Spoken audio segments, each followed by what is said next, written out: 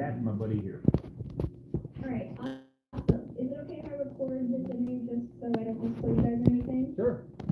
Alright, awesome. Okay, here we go.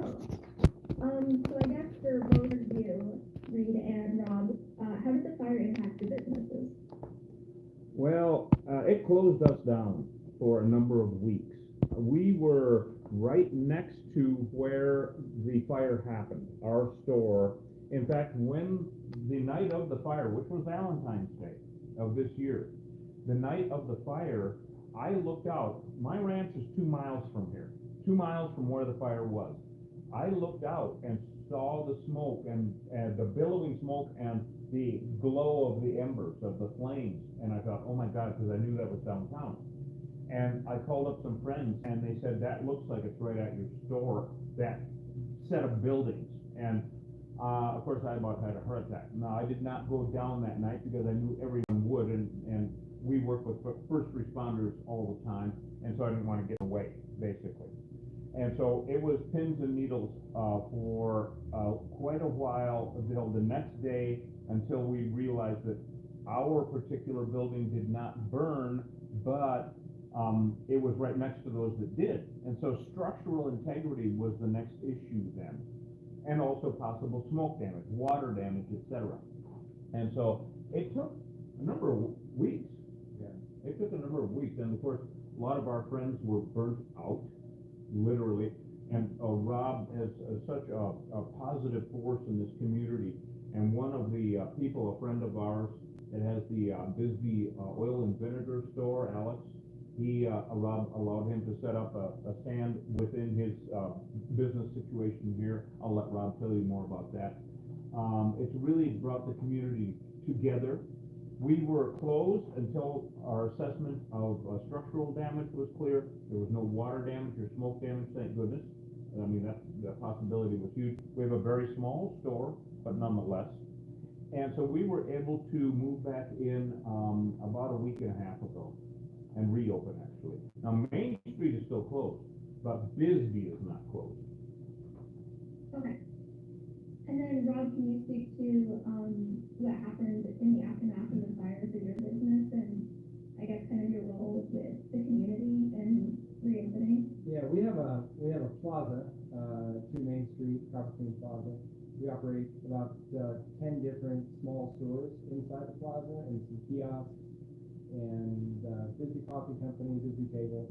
And since I managed the building, we were not as impacted as much as everybody else. We're about, maybe 100 yards from the fire. 500 yards. We're right down, they blocked off Main Street right in front of the coffee house. So in the first couple of weeks, business actually increased because people were not familiar with where to go as far as walking up Main Street. So most of them just stayed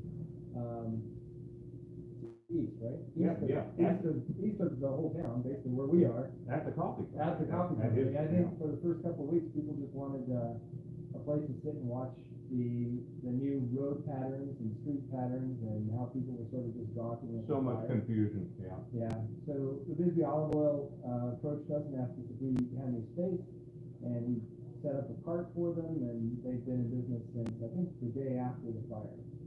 So, and I think they'll probably stay here for the foreseeable future, because their building was actually the heart of the fire, I think. The heart of the fire, yeah, their building is actually the source of the fire. It's gone. Yeah. So, but after, in the weeks, I guess maybe the 3 weeks since the fire, our sales have sort of flattened out a little bit. Nothing that really causes concern because the town is still open. We're in the middle of the busiest month of the year, and we're enjoying what is the busiest month of the year for us. So it's not impacting us too much, but I know it's seriously impacting the people on Main Street. And do you guys know kind of the timeline of rebuilding or repairing the shops that were damaged in the fire on Main Street, or is it kind of just up in the air right now? It's going to be, I talk with the mayor frequently, as you probably do, and the police chief, the fire chief, all of them, they're all friends of ours. It's a small community. And it's going to be an ongoing process, of course. Now, the speed of, salvage has picked up immensely in the last 4 or 5 days. Yeah, they started, cataloging bricks. It's a historical area of town, literally cataloging individual bricks from the burnt out building, taking them down one brick at a time, because the facades on these two buildings that were completely burnt out, there's nothing behind them, nothing but air. And so that is why Main Street has been closed for so long, because they're 35 feet tall, Yeah. right? Yeah. And just, threatening to fall down. So they have crews in there working 7 days a week now, and taking them down one brick at a time, putting them on pallets for storage, so that they can go back up as a facade, which is like what happened over at the Santiago building. Back in the day, yeah, when he was rebuilding it. Yeah, Yeah, they scaffolded it, Yeah, and they had years and years ago. They had to rebuild it. Is it wood behind that? Yeah, I believe it is, Yeah, yep, it's yeah. just a facade, so they will, because it is a historical district, they will reuse the existing bricks that can be reused. But it will make it safe, once they get it down to the first story, the collapsible part, it'll make it safe to open up one lane, I believe at this time, of Main Street. Yeah, and down, and so the other lane will have to stay open, because the building next to the one that I'm in is damaged. It is really, it's called the Letson Loft, and, the roof is caved in, part of the first floor is caved in. It's really a lot of damage. It was really devastating to our town. And that was a recently renovated hotel, probably one of the better hotels in town. Absolutely, absolutely. Oh my gosh, that's really bad, especially if you just did all that renovation. And it was everything. for sale. Yeah, and it was for sale. Yeah, it's a total shame all the way around. Really It's horrible. impacted everybody we know, so. Yeah, and that's pretty much between the two of us, pretty much everyone. And, kind of just like really two last kind of final questions that I wanted to, kind of touch on. What can people do, within the state of Arizona or, outside the state of Arizona, what can they do to support Bisbee in this time of rebuilding and, repairing? Well, certainly don't avoid us. There's nothing here to avoid, really. In fact, I think it's more a testament to Bisbee's resilience and an opportunity for people in Arizona to come down and see what that means in a small town. And you'll be able to witness firsthand the damage that was done by a fire, and then you can say, hey, I was there when I saw the burned out buildings, and come back in about 6 months and see what we've done to rebuild. Yeah. It's going to be nice. Yeah, we recommend coming every weekend to see the progress, right? That's right. Right? Every weekend. And of course, we have an online presence, we have a honey store, and it's Killer Bee Honey, and 30 years, can you believe that? Wow. 30 years. Then, on Main Street here in Old Bisbee, I know, oh my. Anyway, we'll leave that one right there, won't we? Yeah. But we have an online presence, and, our stores reopened, so Bisbee is not closed by any means. No. Rob is completely correct. It's so busy. Yeah. And it's great if people get a chance to just see what it's like to navigate the issue and then still have a good time. Yeah. All the restaurants are still open, all the Yep. hotels are still open, except for obviously the Lesson Loft. And we're in our busiest season right now. The Yeah. weather is beautiful down here, and definitely Lots of entertainment, music, talent. People drive down here from Scottsdale to eat in Bisbee, Right. literally. Wow. Yeah, literally. I've never been to Bisbee. I grew up in Colorado, so Arizona was a very new state to me. We would come occasionally for like spring break, and most of the time it was like Peoria, Glendale, Phoenix area. So Have you ever been to Uray? no, I don't think so. What about Leadville? Yeah, I don't think I have. Okay. We're kind of like an Aspen in the 70s Yeah. without the snow, Yeah. That's right? Yeah. That's about it, yeah, Okay. Yeah. that's about it. For sure. Yeah, we're a lot like Uray and Yeah, in some respects Telluride Yeah, Telluride, yeah, without the snow. without the snow. Yeah. We're here, that's why we're. And then my final question for you guys is, can you kind of talk about the community response within Bisbee to the fire? It's a strange community for sure. It's always been, I've been here for over 40 years, and you're from here, and so that's over 40 years, I'm assuming. Okay, and anyway, it brought the community together as much as anything can, I think. It's always been a town of artists and writers and musicians and kind of a landing strip. You remember back in the 80s, after the mines closed in the 70s, it was a landing strip for, like I was saying, writers and musicians, and come and go from here. Everybody would come to Bisbee and then go on to their destination, but they came here on purpose, and that really hasn't changed very much.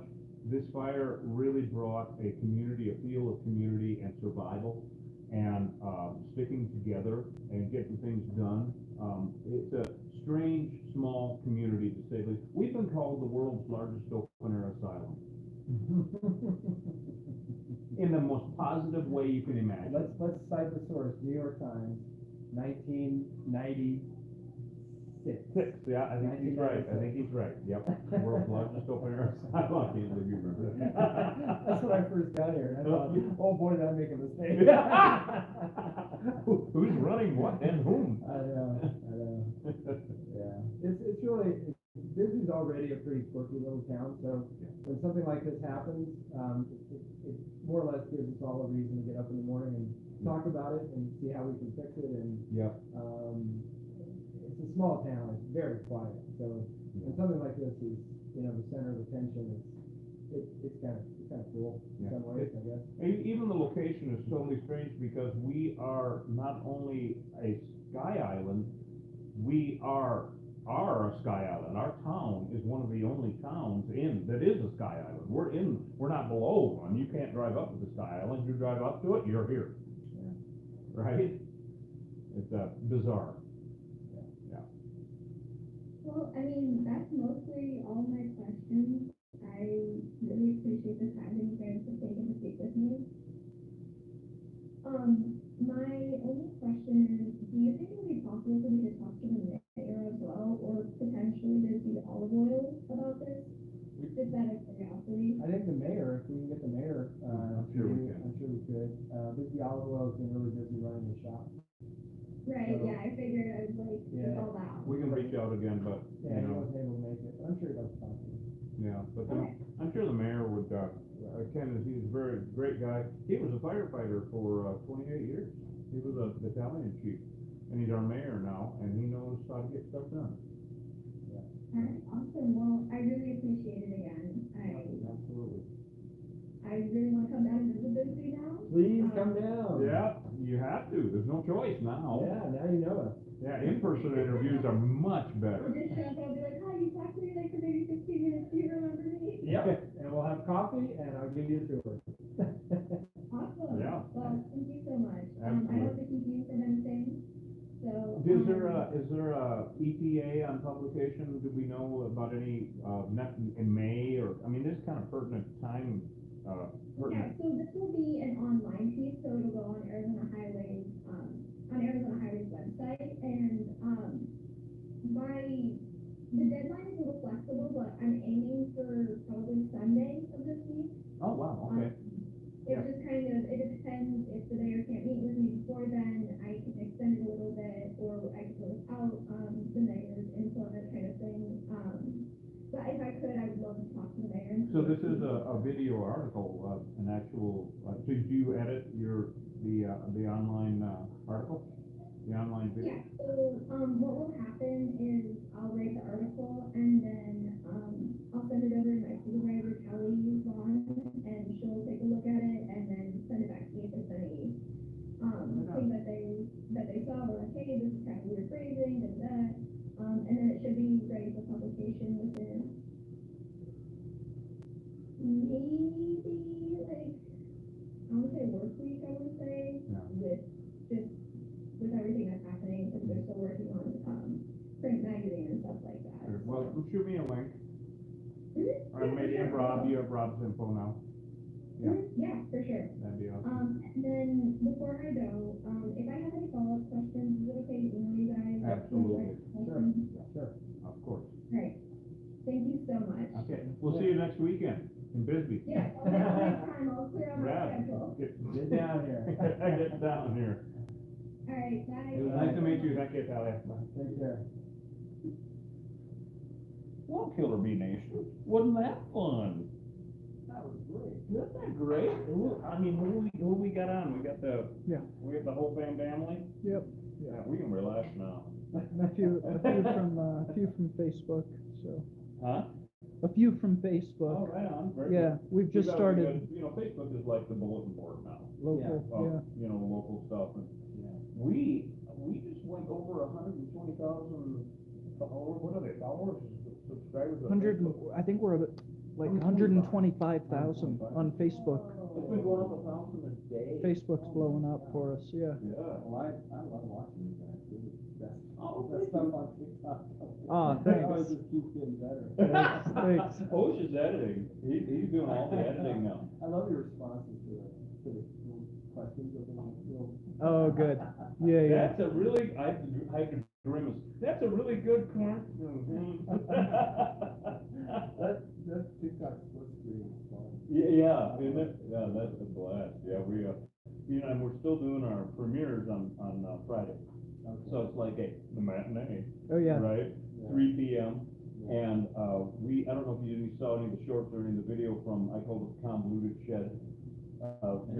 Yeah. What Did it have a plastic cloth? Oh, it was such a mess. Yeah. Such a mess. Everything that was in there. It was a disaster. It was, and I got stung like 20 times through the soup and everything. I mean, total disaster. So, Hosh took that entire vid and edited it, and that is what's on the premiere, the after tomorrow. Yeah. And then we live chat with everybody all over the world and whatnot, and it's so much fun. It was 2.5 hours of footage It total. was 2.5 hours of footage. And we, Live, right? I've got it down to about an hour 25. Yeah, it'll be the longest premiere we've ever had. Yeah. Because, it depends on the job, of course, everyone has its own life. Yeah. This one was just too good, and of course, the shenanigans between, the three of us, right, just ridiculous, and then, of course, you're throwing killer bees and, some adult language. And you don't pay the fees, do you? No! They are the stars of the show. Yeah, I know, they show They up are for the premiere, stars. How do they get in your suit? They don't, they sing through it. Yeah. So if the suit gets too, like if they're that bad, because that was a really bad one. Yeah. They were mean. You guys saw that one live. If you didn't, and if you did, check out the premiere. It's off the chain how mean these things work. And so if I'm taking the Sawzall or equipment and bend my arm and they get stuck in there, they can.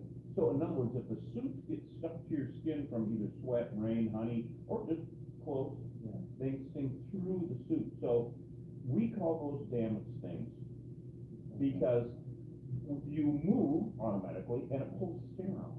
Yeah. So you get a minute amount of venom.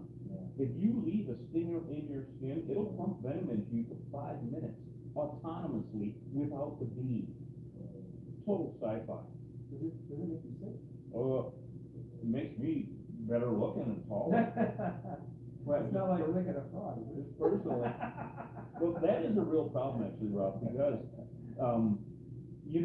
people always think that, if you get stung a whole bunch of times over many years, old beekeepers never die and all that kind of shit, they get immune to the venom. Okay. The analogy that I use is some people are born allergic to nuts, say peanuts, okay, somebody's allergic. And then when they turn 26 or 32 or 44, all of a sudden they're not anymore. They're not allergic anymore. What the hell? Then most people are born not allergic to peanuts, and then they turn 14 or 38, and all of a sudden they're in the ER from having some sort of peanut concoction. In other words, we don't know. Very fascinating. And I think that goes for a lot of things in life. Yeah. If you're allergic or not. So every day is precious. Every breath is your last. Right? So every time we're out, it's not only am I going to fall off this cliff, or am I going to, it's like, well, you're going to kill me. Every time. Now, Rob has been in the suit. He knows the smell of venom. But I didn't get stung. No, he didn't get stung. You didn't hear any of that shrill little Very girl. lucky. Yeah. I got stung by the thrill of being a beekeeper. And The thrill of being a beekeeper is something that you cannot conceive of this adrenaline rush for a newbie. Oh, no, no, me too, no, I've been here over 30 years. To be in the thick of things that are trying to kill you. Yeah. You know, Exactly. hidden behind a suit. Yeah. A thin piece of cloth. I've jumped out of airplanes, I've bungee jumped, I've hang glided, paraglided. Been in Bisbee forever. I've never had so much fun as I do this. Oh, no shit. But I don't want to get fit. Stuck. I don't want to get stuck. Well, then we have to get him in the suit again. I'm a wimp. Yeah, you gotta come out again with us. Cause Yeah, that hive was, Pretty rough. yeah. Oh, that one up that we. I mean, they were someplace, coming yeah. out, you know, they were coming out, we had a cloud, Oh, yeah, they were coming out, we had a cloud for sure. But- It was but it not- wasn't- It was like a, but you can, you can we still could- gloat. you can still gloat, but No, you there's gotta come more. on it. There's more to be Now that had. you've got your toes wet. yeah, that was a good intro Yeah, hive. it's probably time. I've taken Jay Allen on a few, you know. He doesn't love that. Oh, you just love that. So Jay Allen is a buddy of ours that is a busy boy. And, he started the Broken Spoke. Yeah. And he's the grandfather of, He's on the father of Americana. father of Americana. Yeah, he's the grandfather of Sturgis. Yeah. Yeah, he started it. Anyway, old friend, old family, and, he races motorcycles. Little thrill seeker. Little, He's got, what, 12 lane speed records? oh, I think he has more than that now. Yeah, yeah, in Bonneville. Hard to keep up. Right, I know, at Bonneville, and so I called him up one day and I said, hey buddy.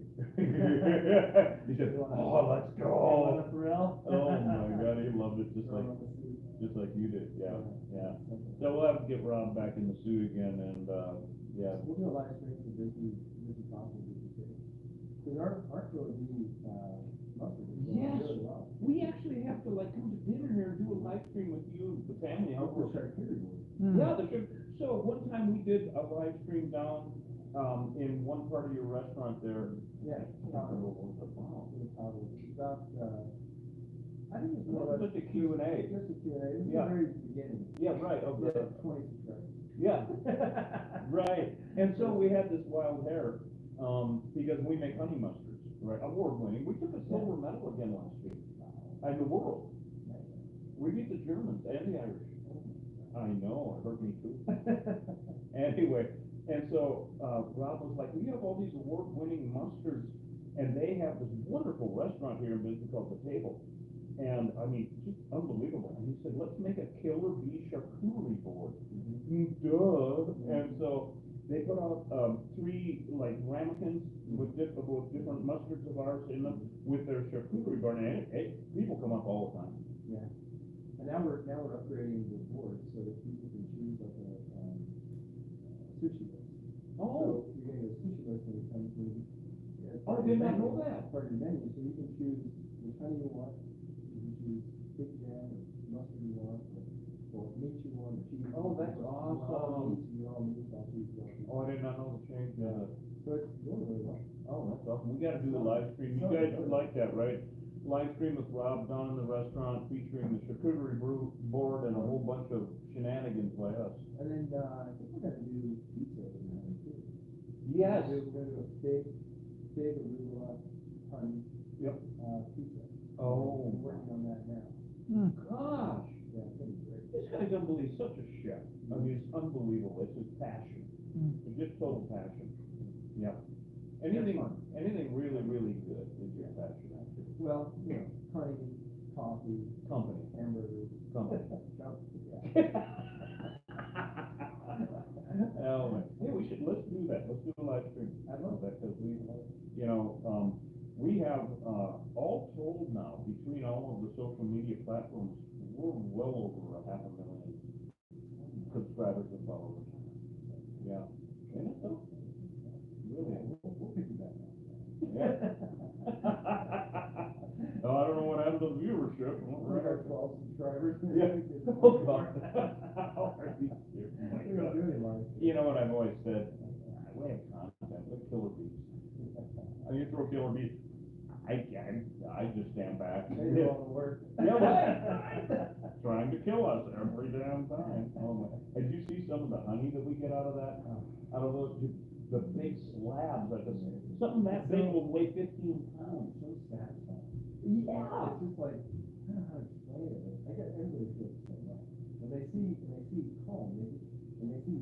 bad. And it's dripping. Oh, and it's like, poo.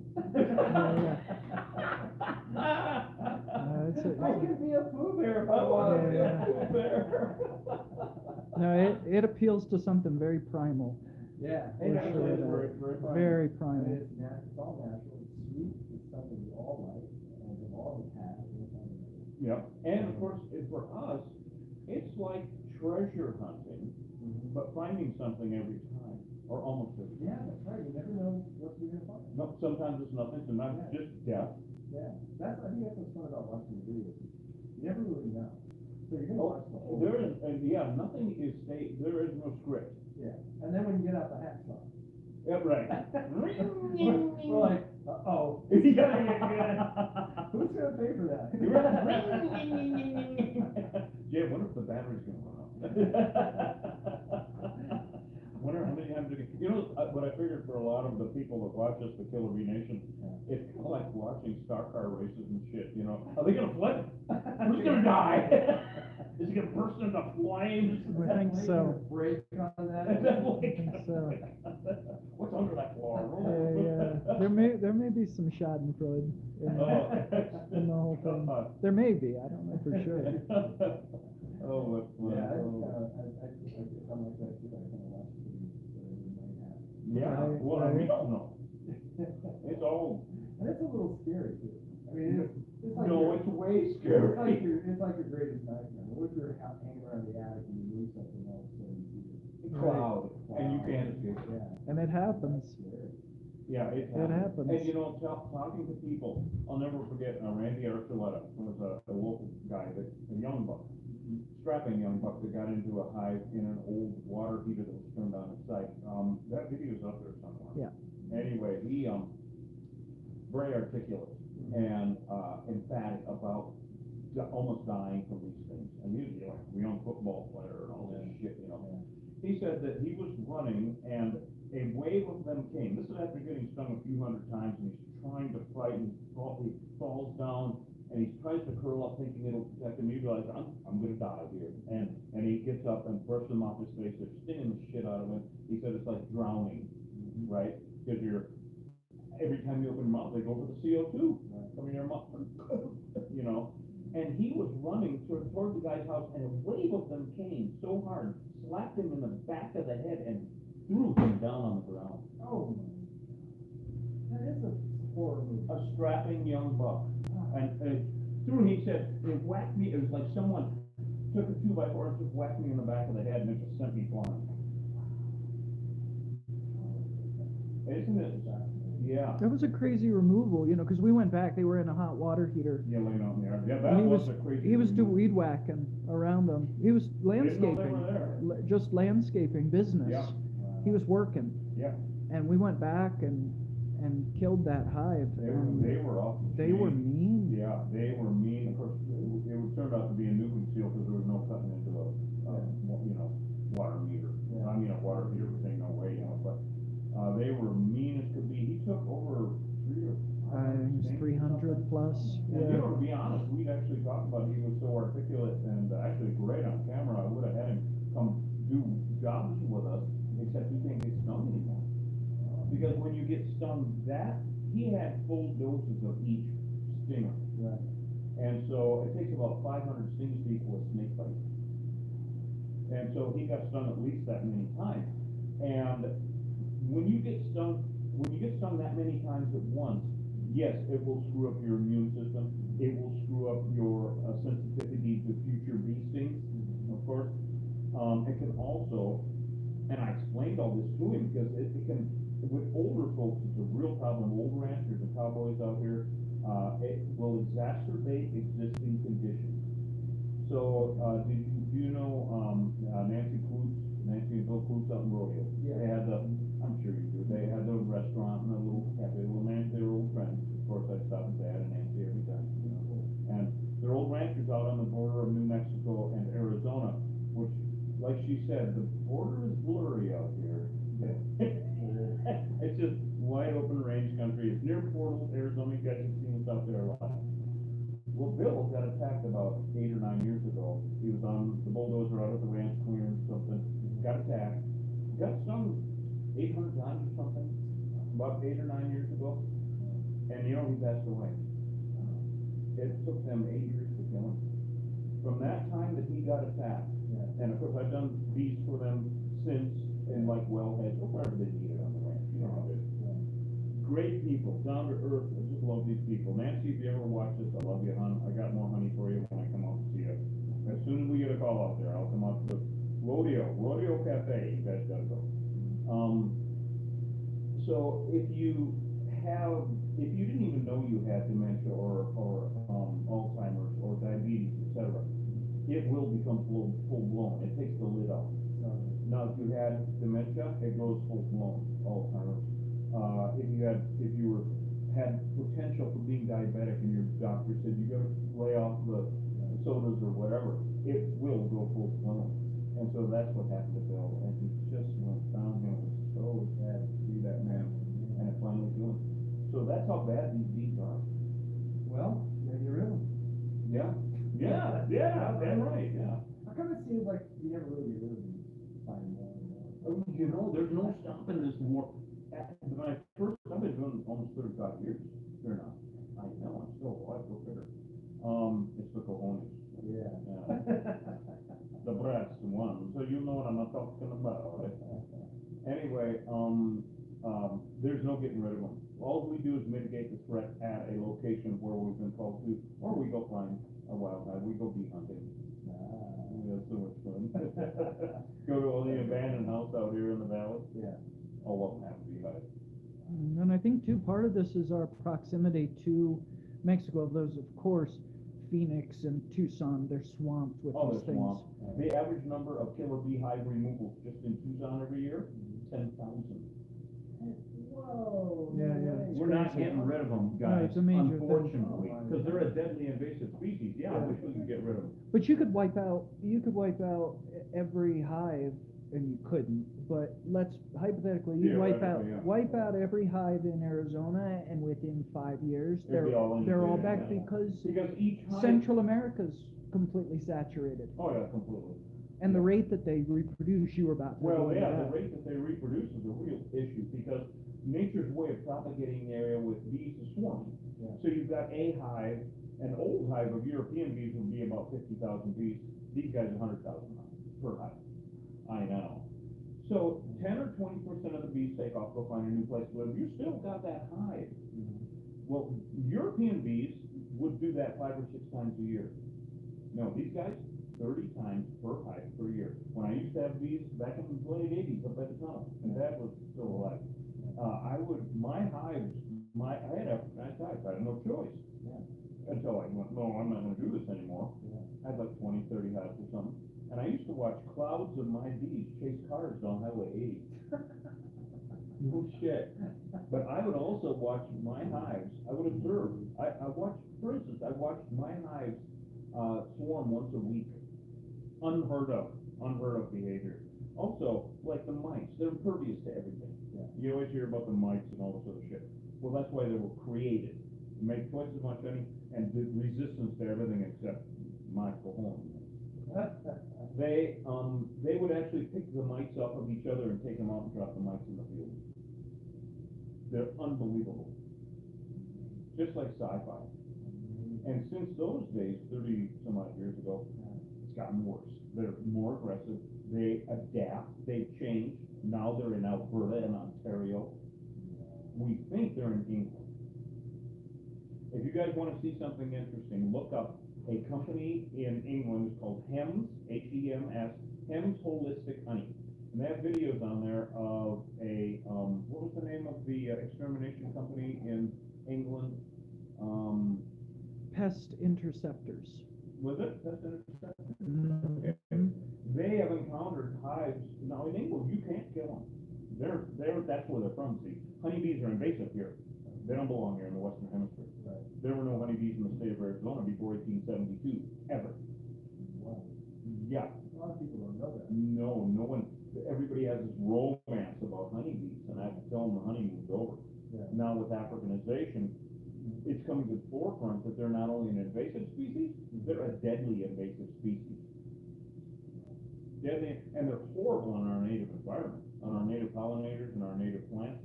And now in England, of course, they're from England, Africa, and Asia. That's where they belong. Excellent.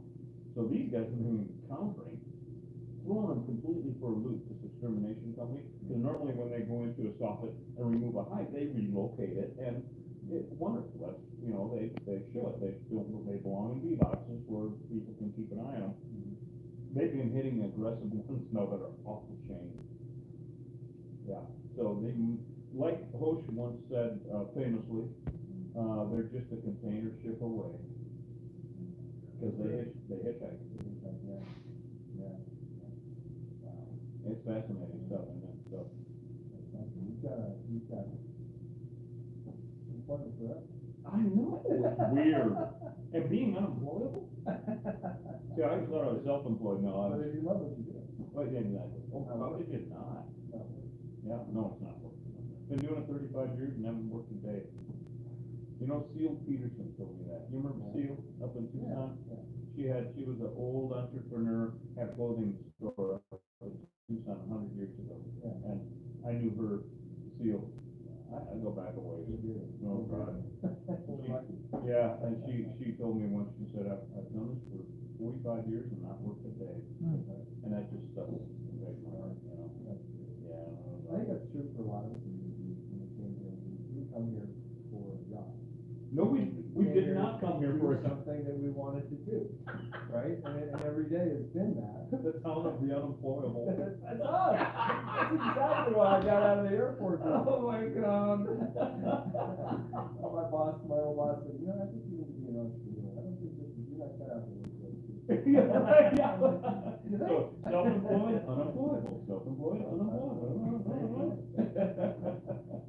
Oh my God. Wow, has anybody got any questions for us or anything? Of course, Hosh is on camera action. Say good afternoon, Hosh. Good afternoon, Hosh. I knew he was gonna do that. Anybody got any, I don't know why we're so good looking, stop asking. Jesus. No, Keep going on. You No know, questions yeah. yet. Anyway. No questions yet. Anyway, anybody got any thoughts? They had them, and now they're They quiet. had them.